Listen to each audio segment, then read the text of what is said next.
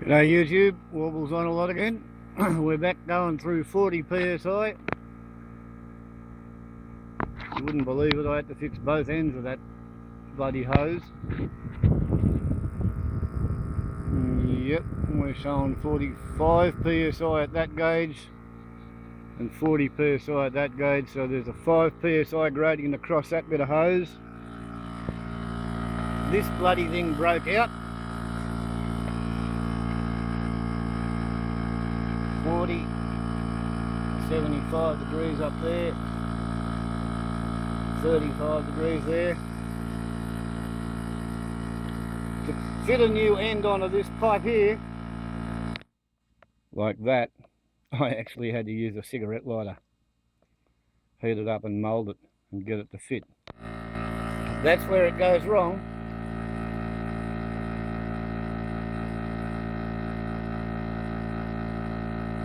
$79, 80 degrees, it's just as hot as the bloody cylinder head. We're up to 50 psi. I think I might give it a little bit of a holiday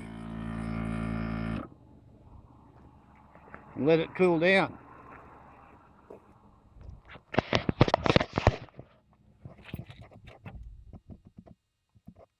Yeah, down to 12.9, 13, 13.1. Aha! Solar charge system is having fun. Holding 50. And this one says it's holding 54. So there's a bit of an argument between the two gauges, but not much. Okay, so we're up at about 105 pounds per square inch, showing on both these gauges.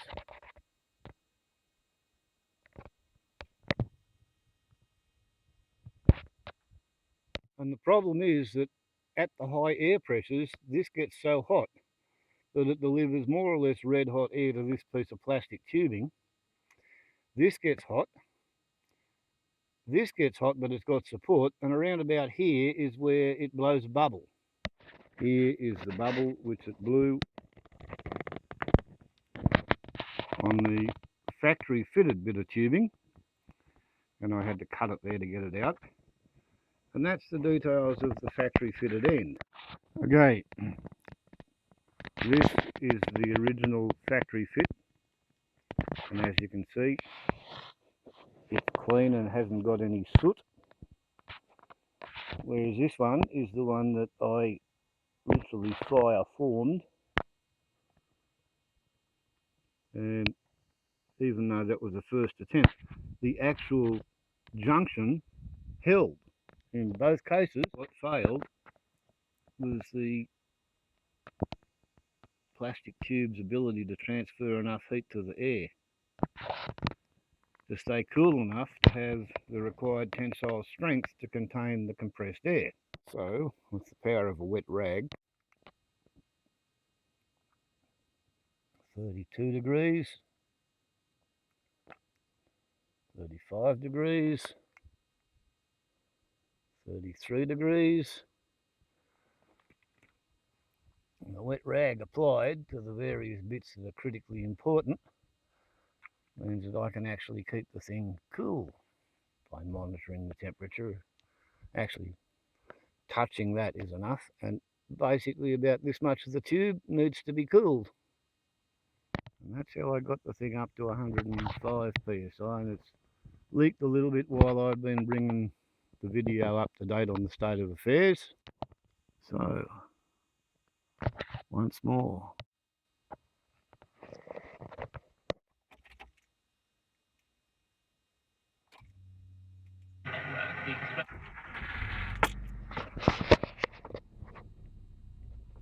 Possible damage to civilians in the vicinity as well. Right, 13.9, 13.8 volts. Solar charge controller considers the battery is still full.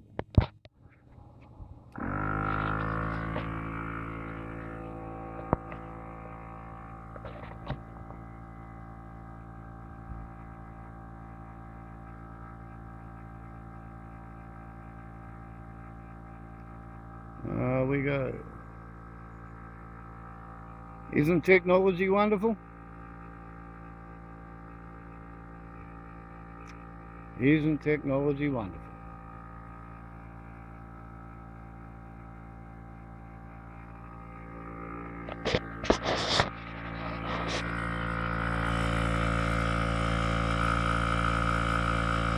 $33, $36,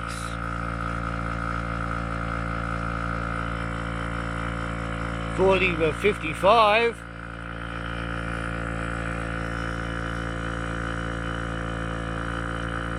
$31.9.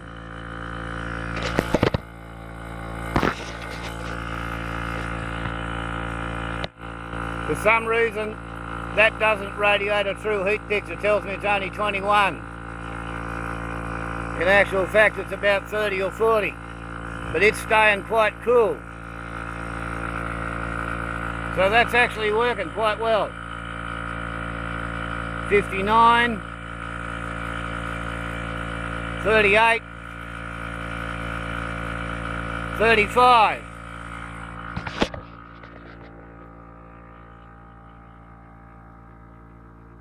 Coming up through 110 psi.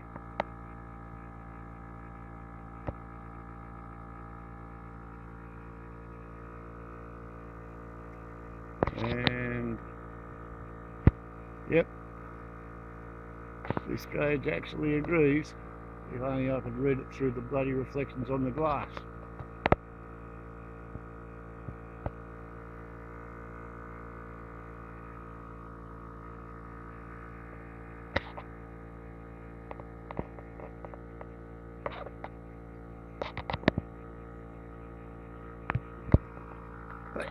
Believe me, they are in agreement.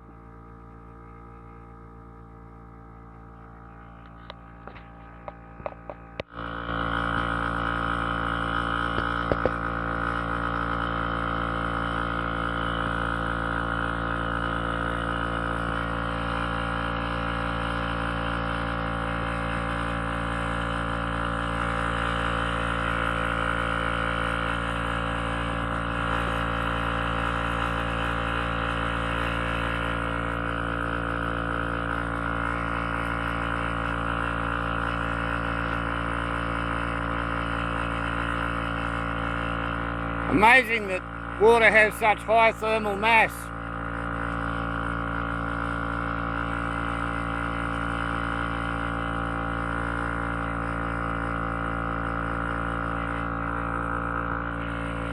This thing's putting out about half a horsepower of compressed air.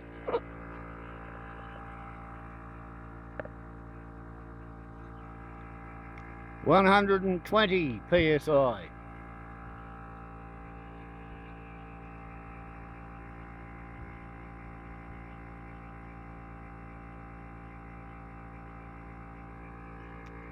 Right. So technically that's 20% over what it was constructed to deal with, and I'm figuring that they probably built it about 100% stronger than it needed to be. So I feel kind of comfortable going to 25%.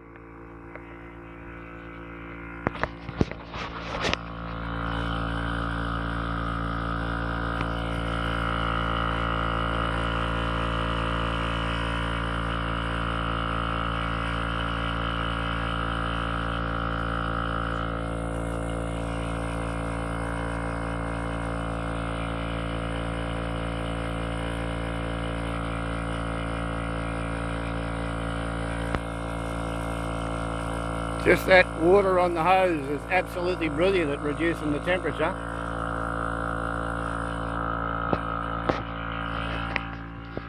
But I'm thinking we're coming up to 125 psi. I should probably be switching this thing off pretty well about now.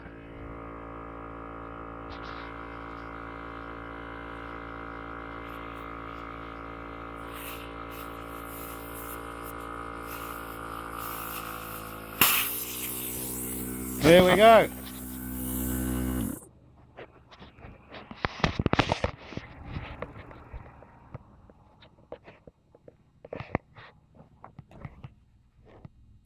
13.7. Solar panel says the battery is full. 13.7 down to 12.8.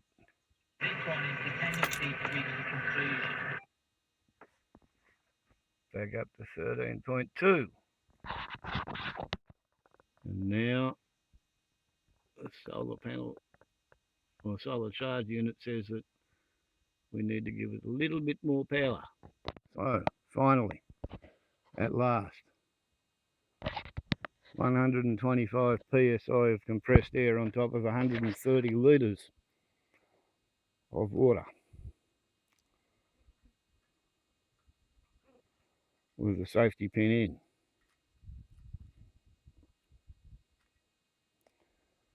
And part of the problem is that there. Initially, something had chewed up that rubber and it wasn't actually allowing air from the hose through that fitting. And when I went to examine it, I broke half the bloody end off the brass nut, or brass grub screw, whatever it is that holds a bit of rubber in there. So all things considered, this is a cheap, shoddy, chatty piece of shit. And happily I was able to repair it enough to get this thing to go.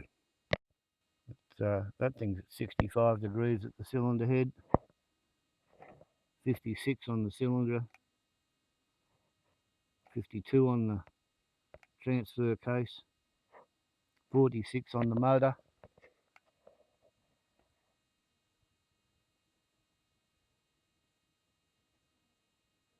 Tubing's still 31.5 degrees, even with all that water cooling and whatnot. So yeah, don't need it for pumping up car tyres, where you're really only going to about 40-50 psi. But anytime you want to actually use the power of the compressor, I think you need a better hose. Polyurethane tubing, 8 by 5.5mm K. Whatever the hell the K means, it's only just barely fit for purpose, in my opinion. But what the hell, it got the job done, and it's not leaking.